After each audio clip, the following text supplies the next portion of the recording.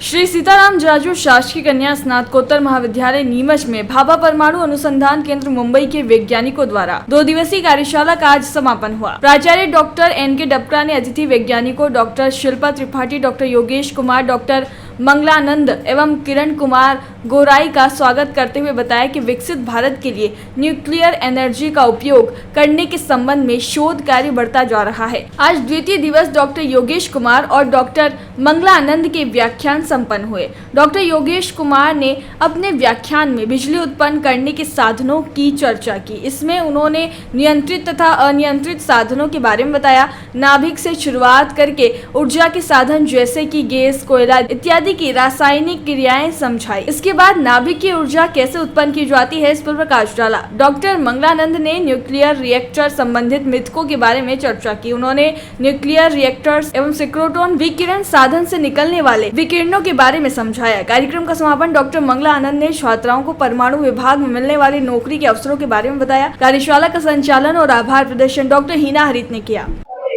बताइए कार्यशाला को लेकर क्या खास बात है? मेरा नाम शाहीन मंसूर है। मैं गर्ल्स कॉलेज की पूर्व छात्रा हूँ। यहाँ पे जो कार्यशाला हुई है बहुत ही अच्छी हुई है। एक्चुअली हम जो MSc में सब्जेक्ट्स पढ़ते हैं तो वो सब्जेक्ट्स हमारे कहाँ यूज आ रहे हैं उन चीज़ों को लेकर यहाँ पे डेमोन्स्ट्रेशन दिया जा रहा है, और जो कि बच्चों के लिए बहुत ही अच्छा है, क्योंकि जब तक हम प्रैक्टिकल चीज़ें नहीं देखते तब तक हमें पता नहीं चलता कि हम जो पढ़ रहे हैं उसका यूज़ कहाँ हो रहा है। तो ये बाहर का जो हमारा सबसे अच्छा एटॉमिक सेंटर है इंडिया का, उसके साइंटिस्ट आए तो बच्चों को बहुत ही अच्छी जानकारी दे रहे हैं, और फ्यूचर स्कोप क्या है बच्चों का कि किस तरीके से बाहर में जा सकते हैं वो भी बता रहे हैं। तो ये बहुत ही अच्छी कार्यशाला है, बच्चों को बहुत ही इससे बेनिफिट मिल रहा है, और मैं आशा करती हूँ कि ऐसी कार्यशाला हमारे यहाँ और भी होती रहे ताकि बच्चों को और बेनिफिट मिलता रहे। बताइए यहाँ जो प्रशिक्षण कार्यक्रम चल रहा है किस तरह का आप लोगों का अनुभव? मेरा नाम कृष्णा है। मैं बहुत छोटे से गांव से आई हूँ। मतलब यहाँ पे करियर गाइडेंस के बारे में बताया जा रहा है कि जैसे इलेक्ट्रिसिटी है, एटॉमिक है, न्यूक्लियस है, तो इनका किस तरह से उपयोग किया जा रहा है बिजली बनाने के लिए, और किस तरह से बिजली बनाई जा रही है, क्या क्या उसमें उपयोग में आ रहे हैं, वो सब हमें यहाँ बताने को मिल रहा है। और गाइडेंस के बारे में जैसे कि हम MSc कर रहे हैं तो MSc के बाद हमारा करियर किस दिशा में जा सकता है, हम आगे क्या क्या किस फील्ड में जा सकते हैं, वो सब हमें यहाँ बताने में आ रहा है। कैसा लग रहा है? बहुत अच्छा लग रहा है। यहाँ पे इंटरेस्टिंग है। बहुत इंटरेस्टिंग है। जी बताइए कार्यशाला को लेकर क्या कहेंगे? कार्यशाला को लेकर आज हमारा द्वितीय दिवस है। हमें यहाँ पर बाहर से आए हुए, बाहर कहे तो भाभा एटॉमिक रिसर्च सेंटर से आए हुए 4 साइंटिस्ट आए हैं जो कि हमारे करियर को लेकर गाइडेंस दे रहे हैं। मैं MSc फाइनल ईयर की स्टूडेंट हूँ, और यहाँ पर जो भी साइंटिस्ट आए हैं वो हमारे करियर को लेकर गाइड कर रहे हैं। यहाँ पर इन्होंने हमको बताया है कि इलेक्ट्रॉन्स कैसे मूव करते हैं। आज जैसे न्यूक्लियर एनर्जी के बारे में बताया है, जैसे फायर छोटे स्तर पे कैसे लगती है, जो बड़े स्तर पे लगती है तो उसका कैसे कंट्रोल किया जाएगा, और गैस सिलेंडर से जब गैस चलती है और जब बड़े लेवल पे गैस सिलेंडर विस्फोट हो जाएगा तब इसके क्या क्या नुकसान हो सकते हैं, और इसकी अच्छी चीज़ें जो हैं इसे हम कैसे कंट्रोल कर सकते हैं, इसके बारे में भी हमें बताया गया है। सीताराम कॉलेज जो राजू कॉलेज है इसमें इस तरह का ये जो कार्यशाला आयोजित की गई इसको लेकर क्या कहेंगे? इसको लेके मेरा ये है कि यहाँ पर पहली बार ऐसा हुआ है कि यहाँ पर बाहर से साइंटिस्ट को बुलाया गया है। ये हमारे लिए एक बहुत अच्छी अपॉर्चुनिटी है जो कि हमें हमारे भविष्य को सुधारने में काफी मदद देगी। जी सर बताइए यहाँ पर जो कार्यशाला आयोजित हो रही है किस तरह का ये छात्राओं को लेकर प्रयोग है और क्या खास बात कहेंगे आप?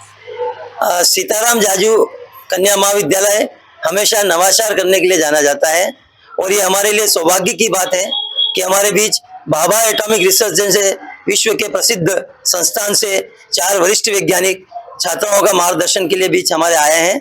विशेष रूप से इस महाविद्यालय का मध्य प्रदेश में चयन किया है, और यहाँ पर उन्होंने जो एटॉमिक एनर्जी जिस पर कि अभी बहुत काम चल रहा है, न्यूक्लियर एनर्जी है, आपका जो है सिंटिलेशन का जो एक्सीलरेटर्स हैं, ये कुछ टेक्निकल पॉइंट्स हैं जिनके ऊपर उन्होंने बच्चों को विस्तार से बताया है, और साथ ही कैरियर के क्या क्या अपॉर्चुनिटीज इन संस्थानों में है आज के टाइम में, तो वो चीज़ें उनको बताने के लिए यहाँ, क्योंकि हमारे रिमोट एरिया के बच्चों को इतनी जानकारी नहीं होती है, तो उनका उद्देश्य भी यही है कि यहाँ की छात्राएं आगे बढ़े, और न केवल साइंस के क्षेत्र में बल्कि मैनेजमेंट के क्षेत्र में भी वहाँ पे पोस्टें होती हैं, उसके संबंध में विस्तार से उन्होंने बताया है। और ये नवाचार हमने इसलिए किया है कि क्योंकि हमारे छात्राओं को ऐसा अवसर नहीं मिल पाता है, तो हमने कोशिश की है कि छात्राओं को हर फील्ड में जिसमें वो जाना चाहती है आगे बढ़ने का अवसर मिले। हमारे यहाँ पीजी डिपार्टमेंट्स हैं, खास करके फिजिक्स है, साइंस है, कंप्यूटर साइंस है, तो इनमें जो बच्चे पढ़ते हैं उनको आगे बढ़ने का अवसर मिले, इसी उद्देश्य से इस प्रकार के आयोजन हम करते रहते हैं। शर्मा जी, अच्छा हुआ आप यहीं मिल गए। ये लीजिए, मुंह मीठा कीजिए। अरे ईशान, ये मिठाई किस खुशी में? शर्मा जी, मैंने नई कार ली है। अरे वाह, बहुत बधाई ईशान बेटा। लोन से ली होगी।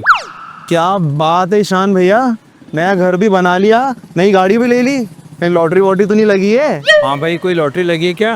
अरे नहीं नहीं, ये तो बाप जी ऐसे ब्लॉक्स का कमाल है। बाप जी ब्लॉक्स? वो कैसे? वो ऐसे क्योंकि मैंने अपना घर बनाने में लाल ईंटों की बजाय बाप जी ऐसी ब्लॉक्स का इस्तेमाल किया, जो लाल ईंटों की बजाय ज्यादा मजबूत, टिकाऊ और सस्ता होता है। इसमें ना प्लास्टर और सीमेंट की जरूरत होती है, ना ही तराई करने की झंझट, और लाल ईंटों के मुकाबले एएसी ब्लॉक्स के इस्तेमाल से 5 गुना तेजी से निर्माण हो जाता है और मकान बनाने की कुल लागत में 40% तक की बचत भी हो जाती है। तो बाकी बचे हुए पैसों से मैंने नई कार ले ली, तो हुआ ना डबल फायदा। भैया कहाँ मिलेगा बाप जी एसी ब्लॉक? अब आप भी बनाए अपने सपनों का घर बाप जी एसी ब्लॉक्स के साथ। बाप जी एसी ब्लॉक्स, स्टील से मजबूती।